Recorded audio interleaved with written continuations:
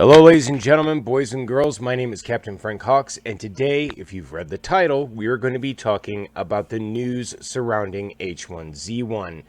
What my hopes and dreams are, what might be, what might not be, things of that nature. So, first of all, we're going to talk a little bit about the history of H1Z1.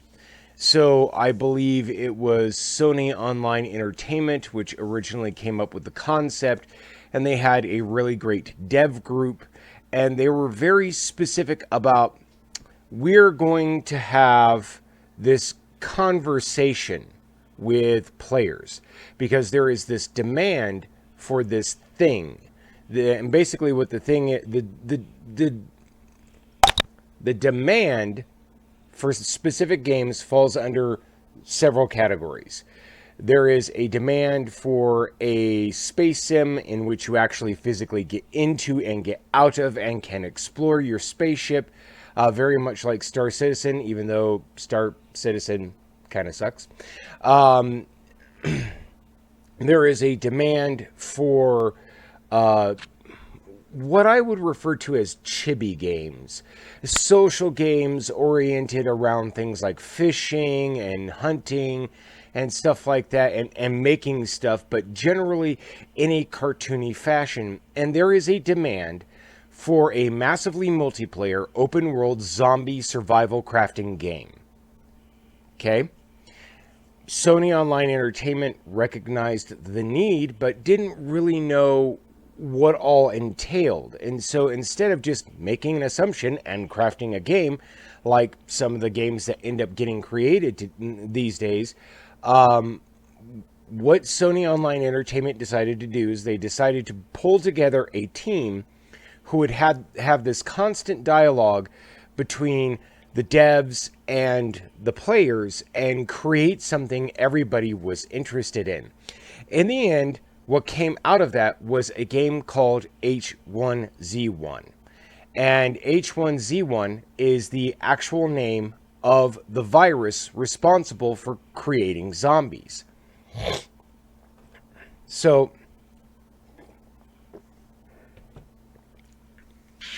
there's also a demand for a fourth kind of game, but I don't...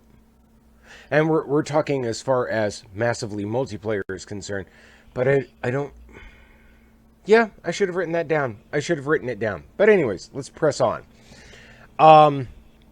So, essentially speaking, what we're talking about here as far as a zombie apocalypse game is not a game like Dead Frontier, as interesting as Dead Frontier is, but a game more oriented to something like DayZ. Mind you, I personally have not seen a lot on the subject of DayZ. DayZ is too expensive for me. I would never drop $40 on a game that old, which is what it's currently marked at on Steam.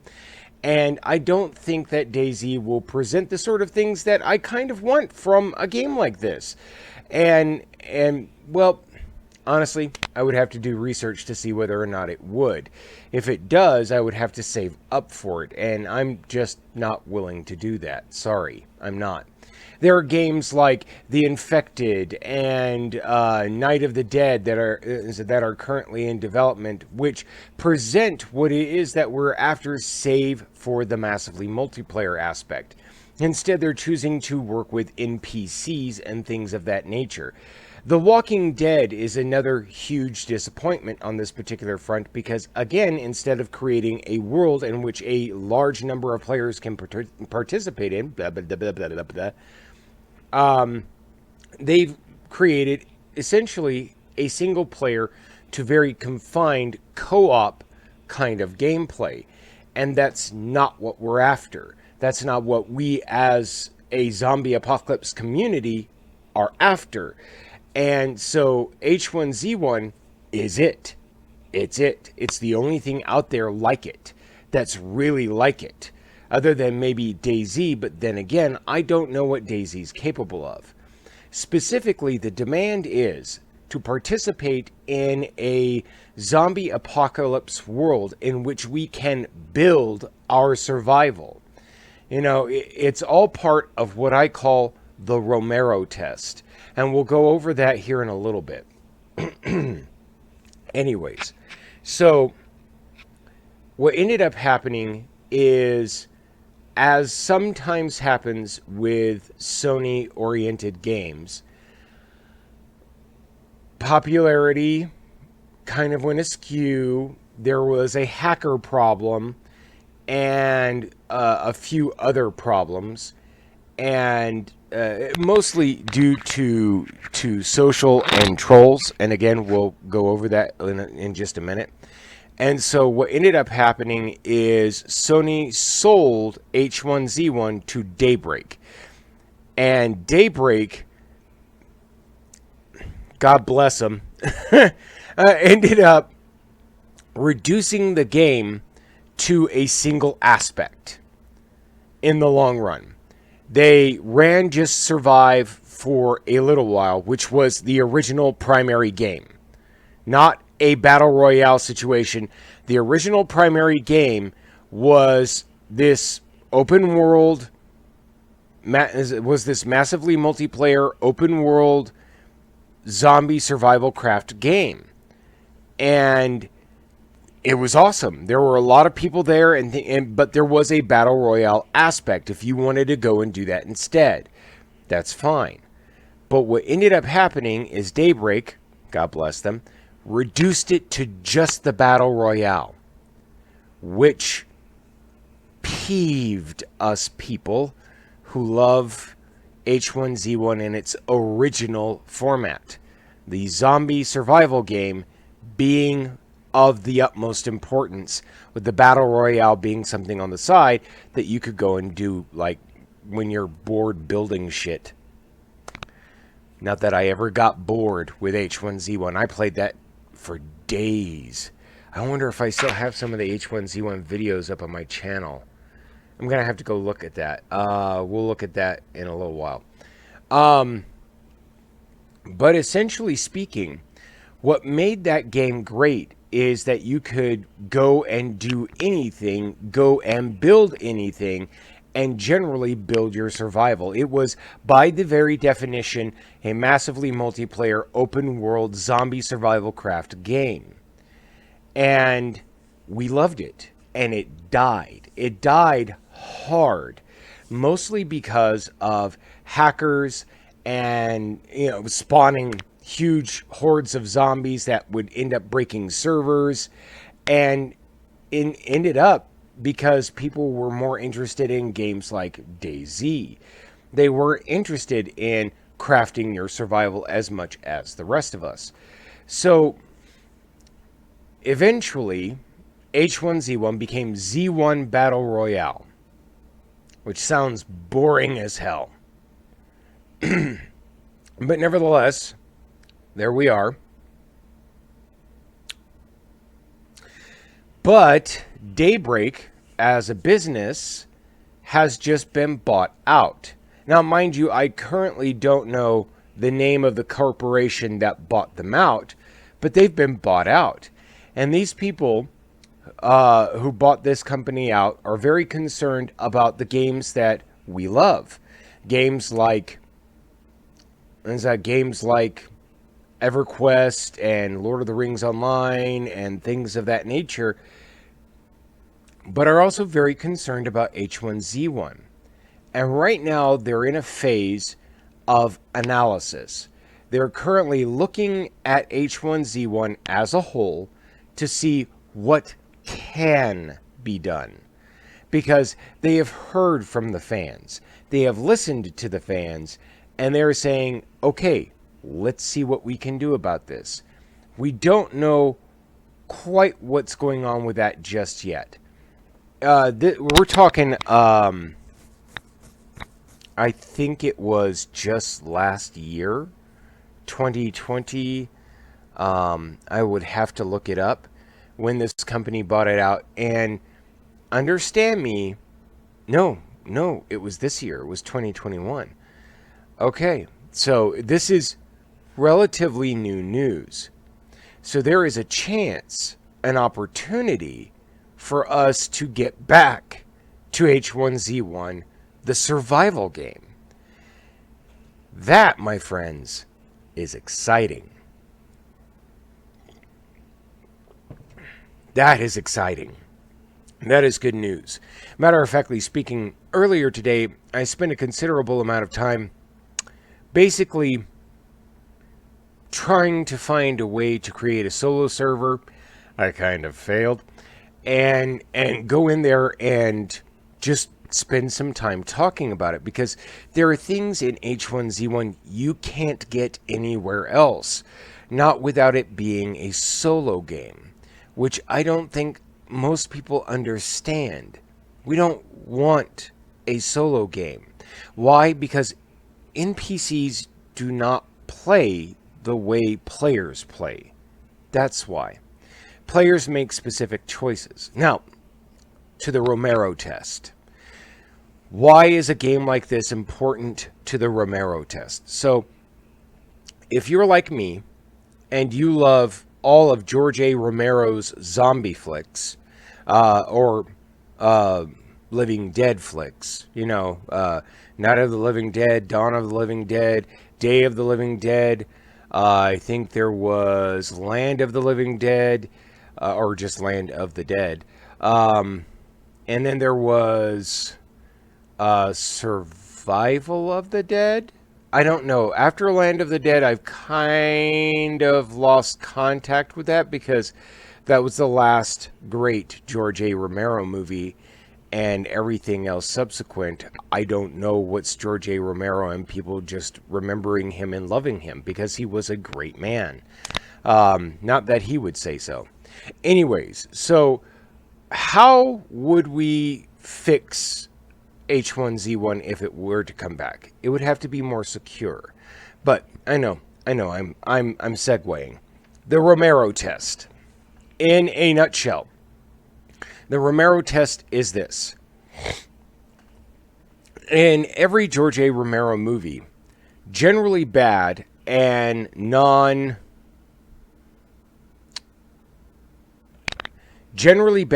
selfish people would end up dying horrible, horrible deaths. Generally bad and selfish people, and some good people, would die horrible, horrible deaths. But the person who not only has a functioning moral compass, but has a functioning ability to recognize that their actions impact those around them, are generally the people who have a tendency to run through hordes of zombies and only ever barely get touched. That's George A. Romero's flicks. The person who's the less morally sound, the person who is the less aware of how their actions affect others around them, those are the guys who get et every time. Every single time. Matter of factly speaking, George A. Romero remade Night of the Living Dead in the 1990s. In that movie, Barbara was not this psychotic person who completely lost her mind because of the zombie apocalypse. She wasn't a frail little lady. No. She was a strong woman, or at least she became a strong woman in the process. And at the end, she became the hero of the story. The person who more firmly recognized than anybody else that her actions impacted other people's lives, and that being stupid and flying off the cuff does not resolve the situation. Also, on the Romero scale, generally, the more stupid you are, the quicker you die. The more smart you are, the more thoughtful you are, the longer you live. So, how do we measure the Romero test? The Romero test is a 1 to 10 scale. Okay? Well, since the image is a 1 to 10 scale. There we go. That works. So, essentially, 1 being your dumbass who's got no survival skills and has no functioning moral compass and no real recognition of how his or her actions affect those around them. That's 1. You have basically what I would call dinner. Level 1 is dinner. Level 10 would be the ultimate survivor. The ultimate survivor not only having the ultimate survival skills, but also having the ultimate moral compass and the ultimate ability to understand how their actions affect others. For instance, in Land of the Dead, what I would consider to be a 10 would be the gentleman who created the bus. The big chain bus that was armored and had guns and fireworks. And yeah, that guy who manages to walk away from Fiddler's Green almost wholly and entirely intact takes other people with him. Because on the Romero scale, the building of society is what matters. So, essentially speaking, the guy or gal who's most likely to help generate more human society is the person who's going to survive. The person who is the most selfish and the most in power and doesn't give a damn about people because, oh fucking well, are the people who end up getting et. Now, also in Romero movies, there is an undertone of religiousness. Okay, because in the Romero movies, people might assume it's a virus, but every time the truth is told, it's uninterrupted. So you know that scene in the new version of the Dawn of the Dead, where that security guard is sitting in the chair, and the priest or the pastor is talking about when hell gets full, the dead will rise from the graves, and how it's completely uninterrupted? That's the truth of the scenario. That's the reason why it's so unstoppable. Because that's what's going on. Anyways, so on top of this moral dilemma are general survival skills. Those general survival skills including the purification of water, the hunting and processing of animals, the raising of crops, the ability to use the environment to your advantage, all of that stuff. You know, take Dave Canterbury's channel. That. Okay? And along the Romero scale, I would say I